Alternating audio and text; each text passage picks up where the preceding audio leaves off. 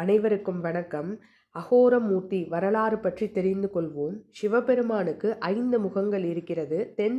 தென் திசையை நோக்கி இருக்கும் முகத்திற்கு பெயர்தான் அகோரமூர்த்தி. மருந்துகாசுரன் எனும் அசுரன் கடலுக்கடியில் இருந்து தவம் செய்தானாம். மூச்சுக்காற்றை அடக்கி கொண்டு தவம் செய்தானாம். யார் தவம் செய்தாலும் காட்சி கொடுப்பவர் சிவபெருமான். இவனுடைய தவத்தையும் மெச்சி காட்சி கொடுத்தாராம். அவன் சூலாயுதத்தையே வரமாக கேட்டானாம். சிவபெருமானும் அவனுடைய தவத்திற்காக சூலாயுதத்தை அவருக்கு கொடுத்தாராம். அந்த சூலாயுதத்தை வைத்து தேவர்களையும் முனிவர்களையும் அவன் கொடுமைப்படுத்தினானாம். அனைவரும் இது தாங்காமல் திருவெண்காடு ஸ்வேதாரண்யேஸ்வரிடம் முறையிட்ட போது சிவபெருமான் நந்தி தேவரை அனுப்பி அந்த அசுரனை வதம் செய்ய சொன்னாராம். நந்தி தேவர் அந்த அசுரனிடம் போர் செய்து அவனை நிராயுதபாணி ஆக்கினாராம்.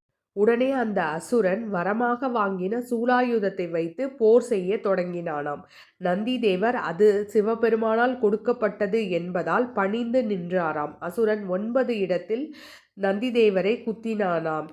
நந்தி தேவர் உடனே சிவபெருமானிடம் சென்றபோது அதை பார்த்த சிவபெருமானுக்கு மிகுந்த கோபம் வந்ததாம். அவர் ஒளி வடிவமாக தோன்றி காட்சி கொடுத்தாராம். ஜோதியை பார்த்த நிமிஷத்தில் அசுரன் அசுரத்தன்மையை விட்டு நல்லவனாக மாறிவிட்டானாம். திருவெண்காடு கஷேத்திரமே அழிவில்லாத கஷேத்திரம், வெண்மை நிறத்திற்கு குணமுடைய கஷேத்திரம். சிவபெருமானை சாந்தப்படுத்துவதற்காக தேவர்களும் முனிவர்களும் ஸ்தோத்திரம் செய்தனராம். அப்பொழுது ஒளி வடிவமானது. அவர்தான் அகோரமூர்த்தி, 3வது சிவன்.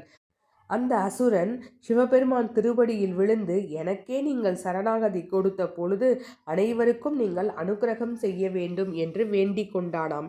அதனால்தான் அவர் அனுக்கிரகமூர்த்தி என்ற அகோரமூர்த்தி, 3வது சிவன். இங்கே 3 சக்தி உண்டு. ஸ்வேத மகாகாளி, சௌபாகிய துர்க்கை, மேற்கு நோக்கிய துர்க்கை, பிரம்ம வித்யாம்பிகை, பேரறிவை கொடுக்கக்கூடியவள். புதன் இந்த அம்பாள் சன்னதி வாசலில்தான் இருக்கிறாராம். புதன் அவனுடைய பூர்வ ஜென்ம பாவத்தை போக்குவதற்கு இங்கேதான் வந்தாராம். சாப விமோச்சனம் கிடைத்த இடம் இது. கிழக்கு நோக்கி தவம் செய்து அவருடைய பாவத்தை போக்கிக் கொண்டாராம். இங்கே அங்கம் ஒவ்வொன்றும் ஒரு திசையை நோக்கியதாக அனக்ரோதாசனத்தில் அமர்ந்திருக்கக்கூடிய தட்சிணாமூர்த்தி இருக்கிறாராம். இவருக்கு கீழே பிரம்மா உபதேசம் பெற்றாராம். பிரம்ம ஞானத்தை கொடுக்கக்கூடிய கஷேத்திரம். 3 ஸ்தல விருட்சம் இங்கே இருக்கிறது. புத்திர பாக்கியம் கிடைக்கக்கூடிய கஷேத்திரம்.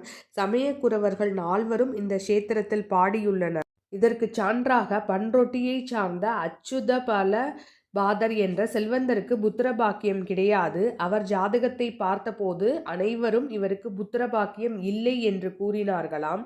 உடனே அவர் அவருடைய குருவிடம் சென்றாராம். அதற்கு அந்த குரு 12 முறைகளை வைத்து கயிறு போட்டு பார்த்தபோது திருவெண்காடு பதிகம் வந்ததாம். அதனால் அவர் திருவெண்காட்டிற்கு சென்று அங்குள்ள 3 குளத்திலும் குளித்துவிட்டு அங்குள்ள சிவனையும் பார்வதியும் வணங்கிவிட்டு சென்றாராம். அன்று இரவே அவருடைய கனவில் இறைவன் வந்து, உனக்கு இந்த பிறவியில் புத்திர பாக்கியம் கிடையாது.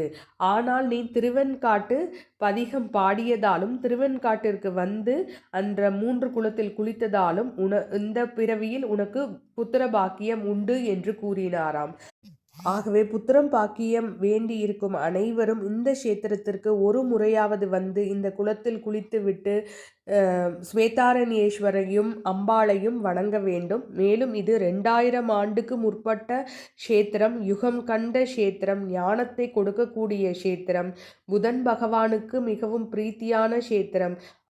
ஆகவே அனைவரும் வாழ்வில் ஒரு முறையாவது இந்த திருவெண்காட்டு கஷேத்திரத்திற்கு வந்து ஸ்வேதாரண்யேஸ்வரரையும் பிரம்ம வித்யாம்பிகையையும் வணங்க வேண்டும். அவருடைய அருளையும் பெற வேண்டும். நன்றி. நற்பவி.